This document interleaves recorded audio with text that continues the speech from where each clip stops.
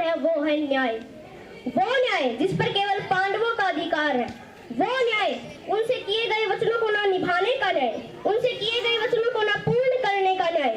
भरी सभा में जो अधर्म हुआ उसके प्रति न्याय। महाराज धृतराष्ट्र, मैं यहाँ उस अन्याय के प्रति न्याय मांगने आया हूँ। कैसा अन्याय वासुदेव? वह अन्याय जो एक भरी सभा में एक अधर्म रूप से कुलवधू पांचाली के साथ हुआ था। यदि उस अन्याय का त्राण हो तो इस महाभारत के युद्ध को रोका जा सकता है, परंतु स्मरण रहे महाराज, यदि आपने महाभारत पांडवों को उनके अन्याय के प्रति न्याय नहीं दिया तो या तो वो उसे पुण्य से अर्जित कर लेंगे या फिर वो उसे छीन लेंगे। वासुदेव, वो उस युद्ध में जो कुछ भी हुआ सबकी उपस्थिति में हुआ, सबकी उपस्थिति में हुआ, युधिष्ठिर की इच्छा से हुआ। अरे वो उस युद्ध में वो हार गया, अपना राज्य हार गया, वो उसका प्रारब्ध था। छलबद्ध अन्याय को प्रारब्ध नहीं कहा जा सकता दुर्योधन।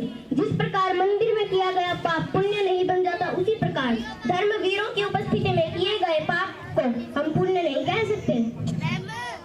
अरे धर्म कौन सा धर्म, कौन सा धर्म? कोई धर्म नहीं हुआ। हमारी नारायणी होती है युवराज, और एक भरी सभा में कुलवधू एक नारायणी का वस्त्र हरण अधर्म नहीं है। यदि आपको विश्वास नहीं तो आपकी सभा में उपस्थित ज्येष्ठों की झुकी दृष्टि से पूछो। यदि आपको विश्वास नहीं तो उन वस्त्रों से पूछो जो आपको आपके मन की नग्नता अनुभव कराने के लिए आपके शरीर से दूर हो गए थे। यदि आपको विश्वास नहीं तो उन प्रतिज्ञाओं से पूछो जो पांडवों ने अपने भ्राताओं के विनाश के लिए मांगी थी। यदि आपको विश्वास नहीं तो उस श्राप से पूछो जो द्रौपदी ने आपके समस्त कुरुकुल को दिया था। पर यदि आप चाहें तो पांडव अपनी प्रतिज्ञाओं का त्याग कर देंगे।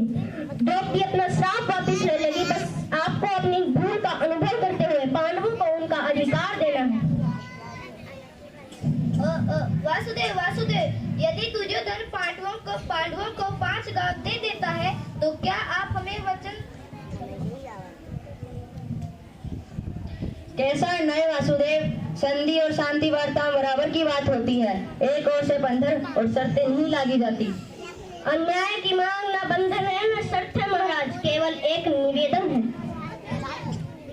यदि ऐसा है तो मेरा निर्णय है कि दुर्योधन मौन रहो, निर्णय लेना महाराज के हाथ में है, तुम्हारे नहीं। तुम शांत रहो। मेरे राजा होने के नाते कर्तव्य है कि मैं सबकी बात सुनूं। ताश्री, मैं अपने मंत्राणों का सम्मान करूं। दुर्योधन युवराज है, हस्तिनापुर का भव्य महाराज है। इस संदर्भ में मैं अपने पुत्र और हस्तिनापुर के युवराज दुर्योधन को अपना निर्णय प्रस्तुत करने की अनुमति देता हूँ। धन्यवाद पिताश्री। हाँ तो सुनिए वासुदेव, ऐसा है कि उस युद्ध में पांडव स्वयं अपना अधिकार हार बैठे थे। अब ना तो उन्हें किसी भी राज्य पर अधिकार है और ना ही राजा होने का। इसलिए मैं दुर्योधन ये घोषणा करता हूँ कि आपका ये शांति प्रस्ताव ठुकराता है। दुर्योधन, क्या तुम्हें इस बात का अनुमान भी है कि शांति प्रस्ताव को ठुकराने का अर्थ है युद्ध को निमंत्रण? अपने निर्णय पर पुनः विचार करो।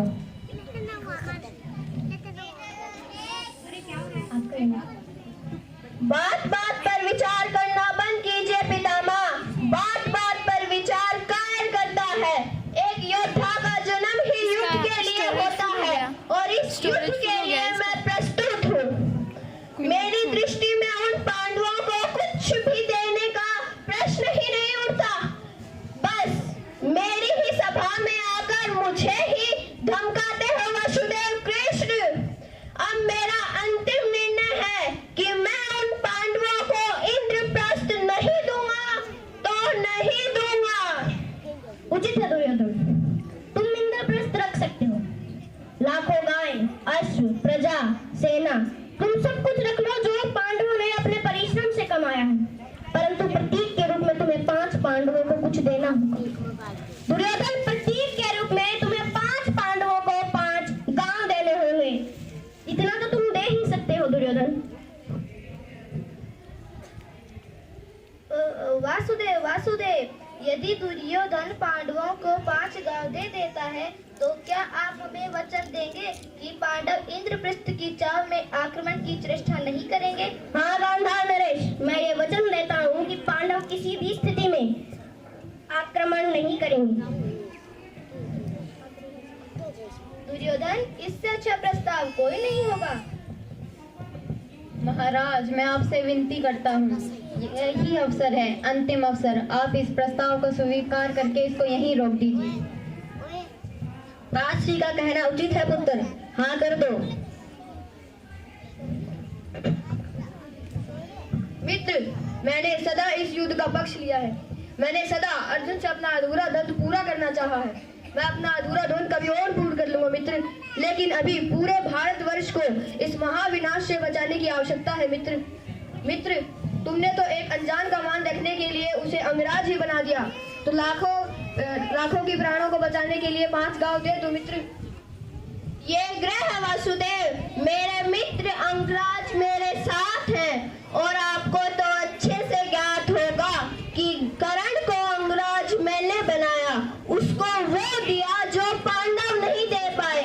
ना पांडव ना पितामह,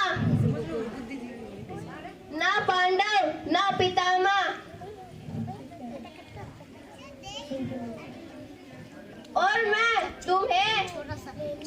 और तुम बताओ मुझे, पांडवों ने मुझे कौन सा अधिकार दिया? कौन सा? गुरु का प्रेम, महामहिम का वात्सल्य मिला तो उन पांडवों को, मुझे नहीं। अपने पिता के राजा होने पर युवराज पद का किसी का अधिकार था, वो मेरा था, लेकिन मिला उस युधिष्ठिर को।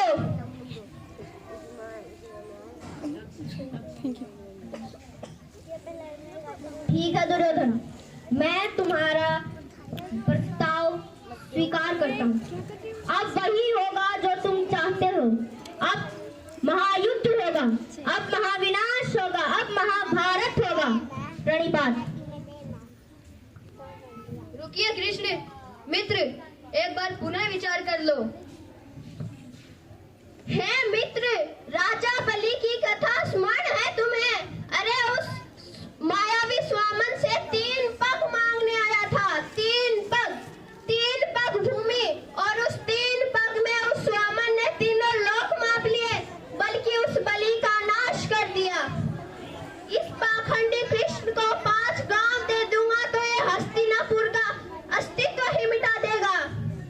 है पाखंडी कृष्ण, तुम्हारी इन मीठी मीठी बातों का प्रभाव इन सब पर पड़ सकता है, दुर्योधन पर नहीं।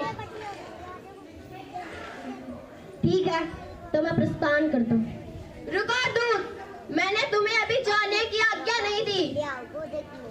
इन सभी के मन में तुम्हारे प्रति भय, इन सभी के मन में तुम्हारा भय है। आज मैं अपनी सेना, अपनी प्रजा के मन से तेरा भय मिटा दूंगा वासुदेव कृष्ण। तुम हस्तिनापुर से बाहर नहीं जाओगे। ये धृतराष्ट्र पुत्र दुर्योधन तुम्हें अभी और इसी पल बंदी बनाता है। सैनिकों, बंदी बना लो इस छलिए को। अपने पुत्र को सीमा में रहने का अर्थ सिखाइए महाराज। ये अनर्थ